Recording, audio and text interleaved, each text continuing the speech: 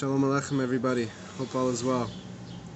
Today we have a very, very beautiful topic, Baruch Hashem, to speak about. If I could ask that everybody who could please put a like and a subscription on this video, and that is just by clicking a button, you know you are involved in spreading the light of God throughout the world, the light of Hashem. Because when you like the video and you subscribe, and especially comment the positive deeds, you're causing the video to get more views, and you're having a massive impact on spreading the light of Hashem. Just you watching this, by the way, you watching a Torah video, is bringing God's light into the world entirely. You're completely involved in connecting yourselves to Hashem just by watching a Torah video. How much more so when you get involved? So, it's very interesting. This topic of conversation today will be the ingathering of the exiles. The main thing will be, it's a three title topic. It will be first about the Mashiach, then the Beis and as well as the ingathering of the exiles. These are three major parts of the redemption. So of course we know the Mashiach will be the king of Israel. The king of Israel, the son of David, descendant of King David, who will restore the kingdom of David HaMelech, the Judaic kingdom, and bring it back into... Of course we know that the king of David, the kingdom of David, is always established, and there's always a kingdom of David established since David HaMelech, and even actually dating back to since Moses, and even if you go even before that, since Abraham, there's always been at a certain point a leader of the Jewish people, a leader of the world by that token, a leader of the entire world, who, if that generation is meritorious, if the generation that this person lives in is if the generation is deserving, then that person will be crowned as king, and that person will become the Mashiach. We know that if in the generation of David HaMelech, if they were worthy, David would have been Mashiach. And there's many different aspects to this. And Baruch Hashem. The next is the Beis Hamikdash. First, to get more into the king himself, the kingdom of David. So the king, obviously the Rambam gives a lot of requirements that, and the Torah gives us requirements that there's a surprise aspect to the coming of Mashiach. Of course, the main event of a recognition of the coming of Mashiach will be Eliyahu Navi, Elijah the prophet, will come and announce the coming of Mashiach, and will introduce the Mashiach, introduce the world to Mashiach, and Mashiach to the world, so to speak. It will be Elijah the prophet who will facilitate this, and because of that, there will be no doubts. Everyone will accept Mashiach. There's an interesting story where a person asked a big tzaddik. They said, what will happen if your Mashiach comes and I don't believe in him? So the tzaddik responded by saying, if you don't believe in him, neither will I. Meaning to say that everyone will recognize the Mashiach as the king of the world, as Hashem's servant. Of course, Hashem is the king of kings. Hashem is the ultimate king, so Mashiach will be completely surrendered to Hashem. This person will be so humble and so given over to Hashem that they'll be a good vessel to be king over the people. He'll make a good shepherd over the people because he's so given over to Hashem. Because Hashem is his shepherd, he'll be a shepherd to the Jewish people, right? So this is very interesting stuff. God willing today, but the main thing is that when Mashiach comes, everyone will recognize him. There are many requirements that were given, such as that he has to be a descendant of the king of King David, a direct descendant through the paternal lineage, as well as the fact that he has to fight the wars of God. The Mashiach will fight the wars of God. This obviously can be a spiritual war as well, fighting the wars of God. It's a spiritual war, a war of connecting to the souls of people, of a war against evil. There's also other requirements the Mashiach has besides fighting the wars of God. He will bring the people towards Hashem. He will connect the people to Hashem. The Gentiles will also recognize Mashiach's reign. And there's many other things as well, but what comes into the later topics of the video will be that the 2 second topics are actually also, so there's an idea of presumed Mashiach, a person who's a presumed Mashiach, like this person is the Mashiach of the generation, and he has the best chance of being Mashiach. But if he doesn't fulfill the other requirements, so he doesn't become the Mashiach. So that in every generation there's a Mashiach. That's called the presumed Mashiach that Rambam speaks about. The next thing is if he is confirmed Mashiach. For that to happen, there is more, and such as these are the later topics of the video. If he builds the temple, if he builds the temple, that is already an aspect of confirmed Mashiach. If he builds the third temple and brings obviously the Shekhinah, because we know the temple, it's a beautiful building, but it's not just a beautiful building. That's just the beginning of it.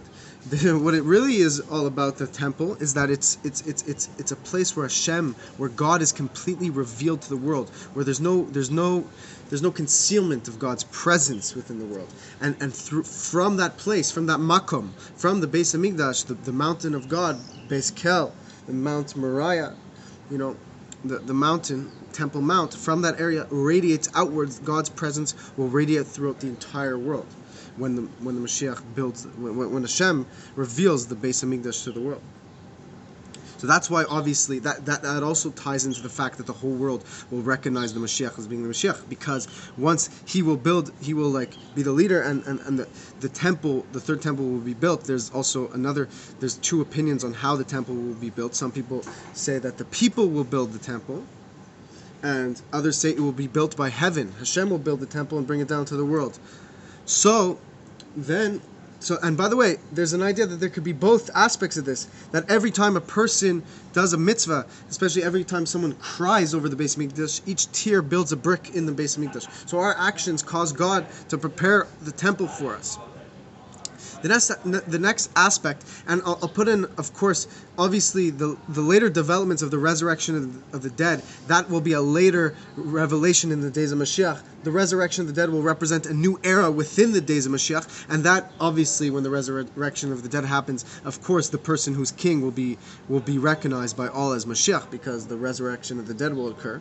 And also, there's another very big component: the ingathering of the exiles. All the Jewish people will come home to the Holy Land of Israel, the ingathering of the exiles, and this also includes the lost tribes. And it says Hashem will expand the borders of Israel. It says the whole world, in the days of Mashiach, all of Israel will be Jerusalem, and the entire world will be Israel. People say, how could that be? The whole world is going to turn towards Hashem. So it's going to be, like we said earlier, Mashiach will be the biggest prophet. Mashiach will teach Torah to the tzaddikim. It says Mashiach will teach Torah to the biggest Torah scholars of all time, to the prophets. Mashiach will come and teach them Torah. So what does this mean? This means that, of course, we'll have, just by way of the fact that we'll have the Mashiach teaching us Torah, everyone will be at such a high level of consciousness. Because of the Torah they're going to be learning, that everyone's going to be at the level of Ruach HaKodesh, at the level of Tzaddik. Everyone's going to be refined, everyone's going to experience Hashem's presence openly and revealed throughout every moment of their lives. So that's the one. And of course, we said the temple will be built, so Hashem's presence will be radiating throughout the world at all times. So of course we have the Mashiach teaching everyone Torah. We have the Beis Hamikdash radiating God's presence outwards. All the Gentiles will turn towards Hashem. That is a huge development of the days of Mashiach. The kings of Israel, previous kings of Israel, a lot of them connected to Gentiles, but never did all the Gentiles turn towards the God of Israel. That's what will happen in the days of Mashiach, and that's really that Mashiach will also be a leader for the Gentiles. That is like the final piece to the puzzle as well, that the Gentiles are involved. That is proof of the days of Mashiach, because the whole point of the Torah is that there's also that Jew and Gentile alike have a mission in connecting to Hashem. It's a universal, it's a Noahide, it's mankind, it's a way of life for mankind, connection to God for all of mankind. The next thing, when we said the ingathering of the exiles, that will be a later development of the days of Mashiach, because we know that also people will come on the holidays to the temple to bring offerings and to come to God, to come to the temple to pilgrimage for the holidays, and they will come to Jerusalem. But in the later days, everyone will move, all the ingathered exiles will come into the Holy Land of Israel. That will be a further proof that this will be the confirmed Mashiach, therefore the confirmed days of Mashiach. And there's also many other steps as well, that peace in the world is another one of the Rambam's details, requirements that are needed to be met for the Mashiach to be Mashiach. And also, I have another video talking about Messiah in Judaism, where it's a video I made a few months back, and if someone wants to know all the details of what makes someone a presumed Mashiach and confirmed Mashiach, all the details of Rambam and different levels of detail in regards to the requirements and all the details of the days of Mashiach, they can watch that video. But this one was about also talking about the beauty, to focus on the beauty of it, that there'll be so many miraculous, wondrous events that will take place, and wondrous reality that we will experience, facts about reality, the fact that the temple will be revealed, Hashem's presence will be radiating constantly throughout the world. The Mashiach will be teaching the deepest secrets of the Torah. He'll be teaching Torah he'll even take the highest Torah scholars, the highest tzaddikim, and make them reach higher heights. He'll be the greatest teacher.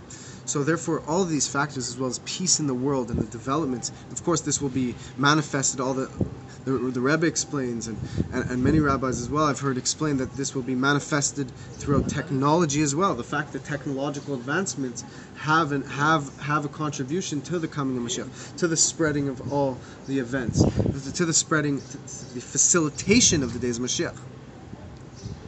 Of course, all the Jews turning towards Hashem, doing tshuva, that is a huge component. The Mashiach will arouse within every Jew a desire to connect to Hashem. No one's going to be forced, but it's going to be so openly obvious that everyone's going to turn to Hashem. So people could say, how could you get everyone to turn to Hashem?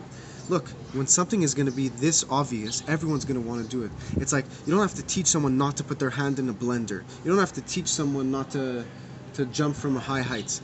It's innate within their nature. So too, our godly awareness will be within our natural reality. The spirituality will permeate and reveal itself through the physical. And this will all happen in the days of Mashiach. And the ingathering of the exiles will be beautiful from all countries of the world. We're experiencing that now already, a glimpse of that. We have people in the Holy Land of Israel from all over the world. And therefore, we're getting a glimpse at the days of Mashiach. With all these factors, the Rebbe explains how when we focus on these factors, it gets us excited for the days of Mashiach. That we all have to think about all these things we're speaking about with the godly revelation, and there will be even greater realities that happen. These are just the first two main stages of Mashiach, but in the year 6000, we learned that in the year 6000 will be a new development. It will be Yom Shekulo Shabbos, the everlasting Sabbath, on the 6000th year. It will be the new millennium, so to speak, of Jewish millennium, and there God will reveal even greater revelations to us, and it will be a constant growth. That's why it says we will live forever.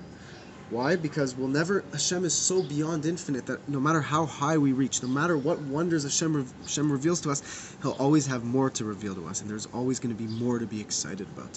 That is why, may we experience it all today. May we begin this journey in a complete, openly revealed way. Let the job be complete immediately. God bless you all. Please share this. Please comment.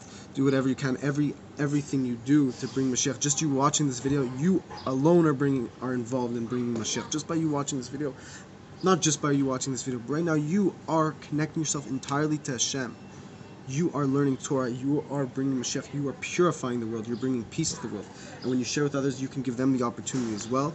And praying for others. Just you watching this video, having in mind others as well, you can help them. You can bring Hashem into all those around you, into their lives. God bless you all. Thank you so much for all the support. You guys are amazing. May we merit Mashiach today.